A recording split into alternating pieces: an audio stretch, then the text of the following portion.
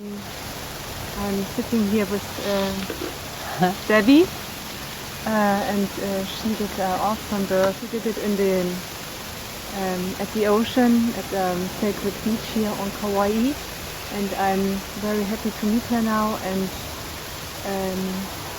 want to share with you what she has to say about giving natural birth. Hi, Debbie. Hi. So, you know, many women, they are afraid of the birth, and they prefer to take medication and to be in hospital. And so my first question to you would be, what did you do or what helped you to keep in trust that in your body, in nature, and what helped you to overcome the fear of pain, if you ever had some? No. No, you did not. No, I never had fear because I read spiritual midwifery a long time ago before my first son was born. And this was my fourth child who was born at the beach. And Ina May Gaskin, she said that she pointed out that we come from this long, unbroken line of women who have been able to give birth naturally. And so intrinsically, you know, I trust that my body knows what to do, that my body knows how to give birth. There's so much support in nature for the child to be born naturally. You know, not only within my body, but within the natural forces that surround me, that I feel like the best way for me to give birth is in alignment with my instincts, with a good support system, including a skilled midwife, and just having the freedom to allow the timing to unfold naturally. So I was never afraid because I knew I could. And in particular, you know, there's this whole like myth of pain during the childbirth process. And I've always believed that pain is nature's way of telling you something's wrong. And so when I experience pain, I tune into it and I focus on it and I focus on what's going on.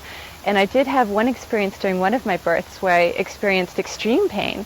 And we eventually figured out that that was because the baby was out of alignment. He was trying to be born in brow presentation, and because he was 9.5 pounds, that was not going to happen. So it was a very painful experience, but because I tuned into the pain and used it as a tool to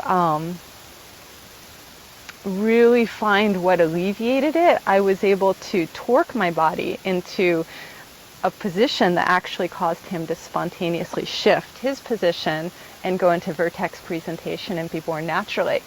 And previous to that shift, I'd been, you know, the midwife has been going, feel into the pain. And after that shift, I was like, that's the way it's supposed to feel. Now it isn't painful, you know? So there's so many factors that can cause pain in childbirth. And one of the, Ina May Gaskin, she talks about sphincter law, you know, which is, I think, a very important concept. And the sphincter law fundamentally says that the cervix is a sphincter, and it responds as all sphincters do, which is when it wants to open, there's a number of psychological factors, including relaxation and safety in the environment, that allow it to open so that the baby can pass through. As soon as one feels unsafe, it clamps down. You know, all sphincters do. You can tell this if you're trying to go potty and someone busts into the bathroom. It's like, you know. And I think that, you know, for me, the nature of pain was whenever there was something going on that was not in alignment with the opening of the birthing process. And so, yeah, pain is something that I did not much experience with birth. And when I did, it was because me and my partner were arguing or because the baby was out of position. But I can also see why it would be because the environment just wasn't conducive to the birthing process. Maybe the environment itself if the environment itself felt unsafe, I imagine a lot of pain would result. But I gave birth mostly at home, and so had a pretty good time with being just expanding into it.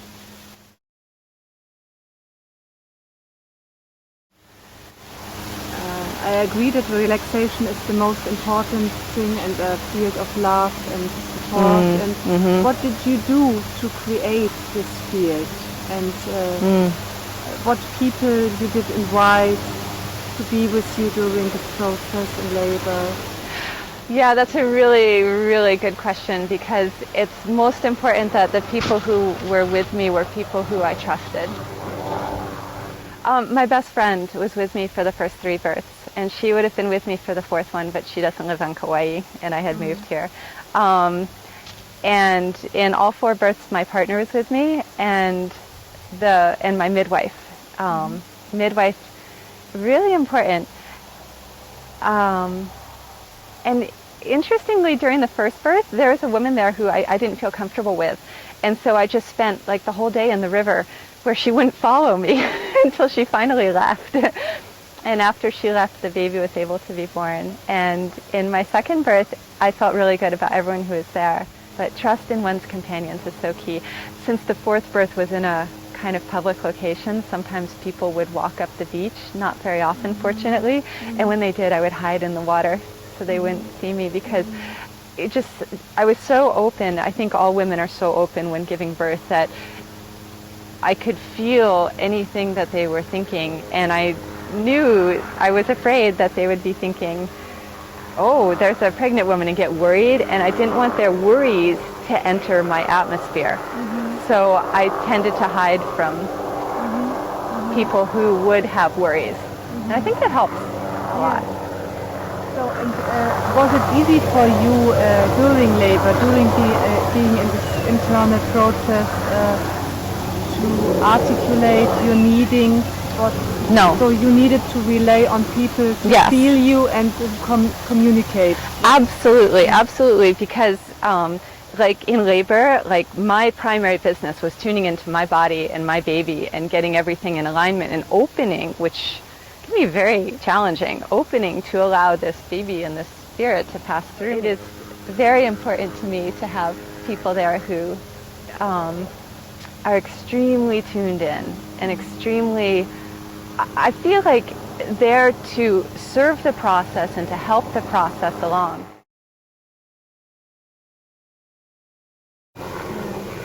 Yeah, I was really blessed because the midwives for my 1st and my 4th birth, they were both really, really good.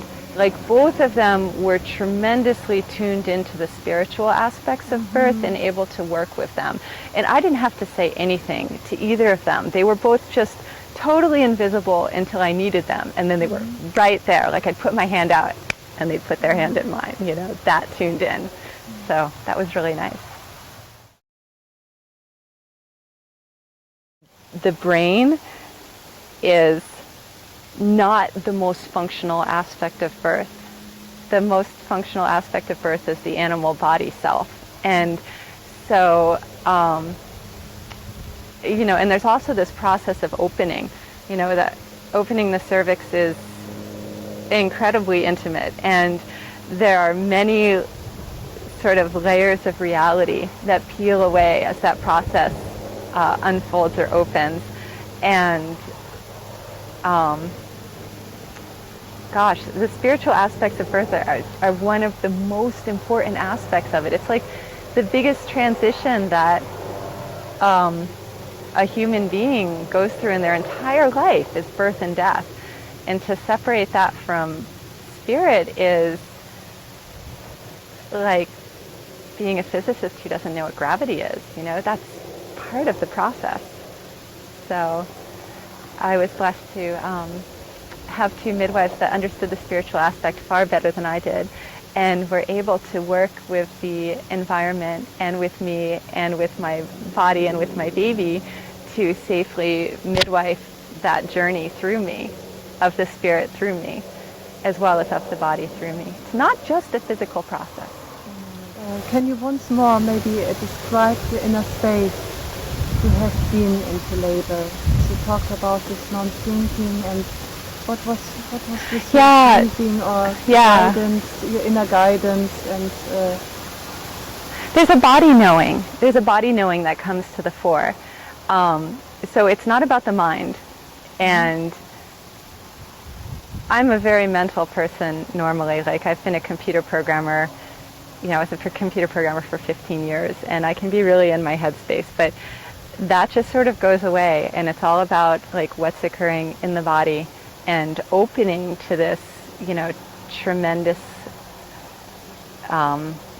passage that's occurring through me, you know.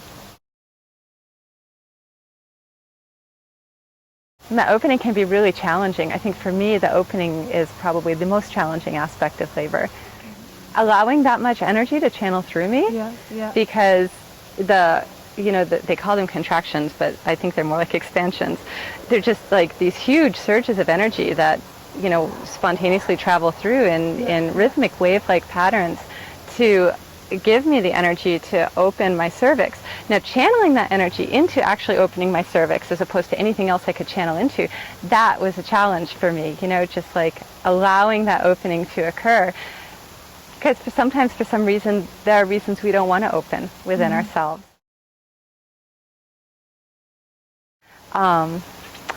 One interesting thing is when I had my fourth baby, I spent a lot of time in the ocean, and my partner pointed out to me that the energy surges or contractions started timing themselves with the ocean waves. And that was cool, how my body aligned with the environment, you know, and worked with it. There's tremendous support in nature for the birthing process. Like when we arrived at the spot that I was being called to for her to be born, when we arrived there, the whole place had transformed itself into this perfect birthing chamber. And it wasn't just the elements. Like, in addition to all the elements transforming and providing their support, it was also the animals. Like, the dolphins came at the end of the day.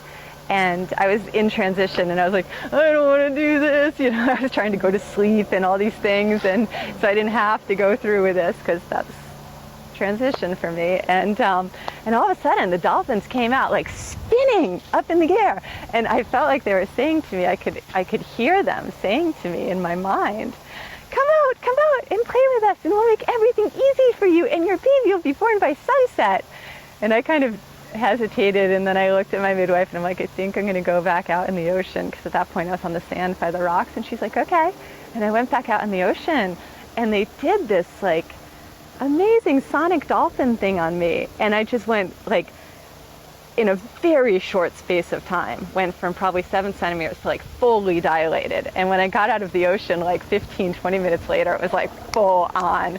And what they had said was true. You know, I managed to stagger back up the beach to my birthing spot, you know, with like powerful contractions non-stop. And the baby was born right before sunset. You know, it was like, I was fully open. They helped me. And after she was born, all these birds came.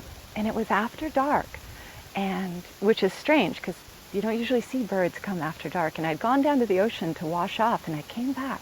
And when I came back, I noticed there was a flock of like probably over 100 birds, all different kinds, all different shapes, all different sizes, in this very tight circle just above the birthing spot, just flying in these circles. I don't know what they were doing there, but they were obviously called there by the birth, you know? And so, yeah, it's the support is available, you know, in nature, not just through humans. Like, when we think of birth and we think of support for birth, we tend to think of human helpers, hospitals, machines, technology, but the support is there in nature, you know?